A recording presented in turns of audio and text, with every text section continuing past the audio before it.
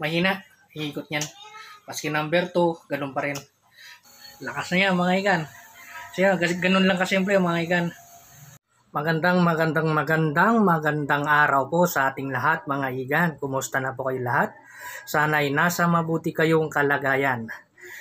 In today's vlog mga igan, ay gagawin natin ang aking ceiling fan kasi mahina yung ikot mga ka-DIY. So tignan natin mga igan kung ano yung problema niya. Tara, let's get it started. Yan igan, ang aking ceiling fan. So iyon natin para makita nyo na mahina yung ikot. Ayan, ikot niyan. So ayan mga igan mahina yung ikot niyan. Maski number 2, ganun pa rin. So hard starting yan mga ka-DIY, mga igan. So tara, baklasin natin. Kita natin ang problema.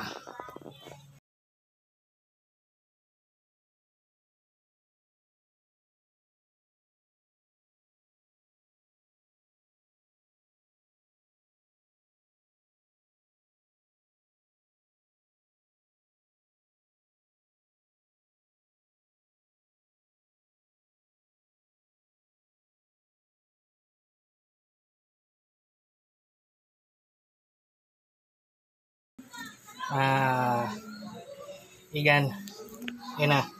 Tignan natin kung ano yung problema. Bakit gano'n? Yan. Uy! Yun. Ito. Kita ko kagad ang problema mga ka-DIY. Mga igan, itong kapasitor niya. Kita niya? Kaya pala may hina yung ikot. Hindi niya mapaikot na mabuti. Starting yan. Yung starting capacitor niya. Yan. So, palitan natin yan mga ka-DIY. Mga igan. Ayan, 1.5 microfarad. Ayan. Yan. Tagalin na natin mga ka-DIY. Palitan na natin ng bago. So,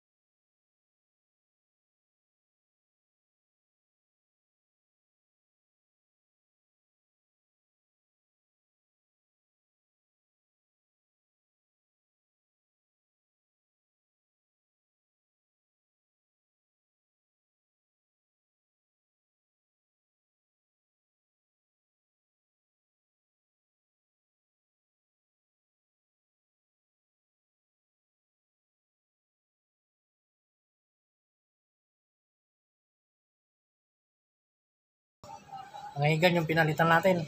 Obviously nga sira kasi lumobo na siya. Lumobo. Oh, mga DIY. Kabit na. Kabit na natin ang ceiling fan. Yeah.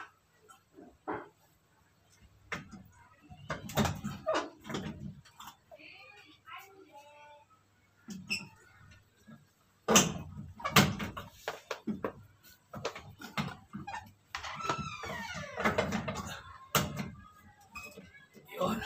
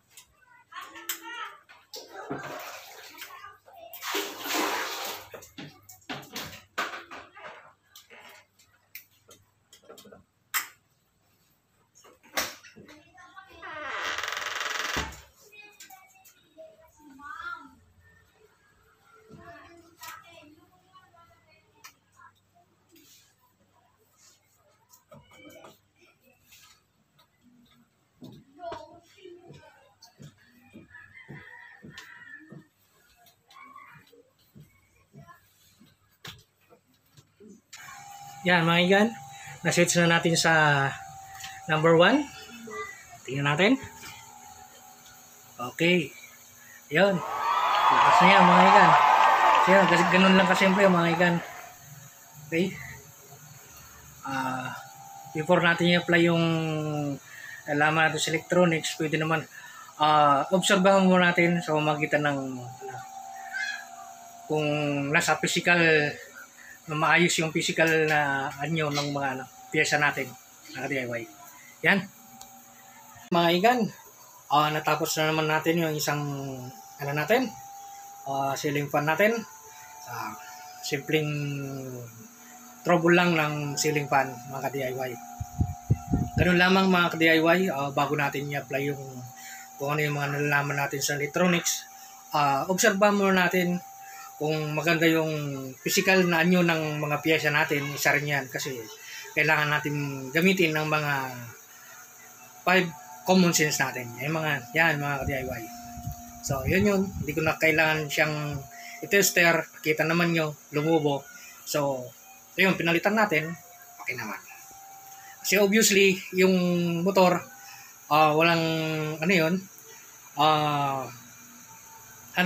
walang sira kasi umikot naman siya. Yung nga lang, mabagal dahil yung nga, sira yung kapasitor. So, yun. Ganun lamang mga DIY ang pag-analyze ng electric fan. Yan, maraming salamat mga kaibigan sa pagsama hanggang sa dulo ng vlog na ito at sa mga kaibigan natin na napadaan lamang sa vlog natin at sa channel natin. At kung nasayahan po kayo, may napulutan po kayong aral, ay huwag po kayong mahiya or na mag-subscribe sa ating YouTube channel mga ka-DIY. Yan, maraming salamat. Remember, God is good all the time. Bye-bye.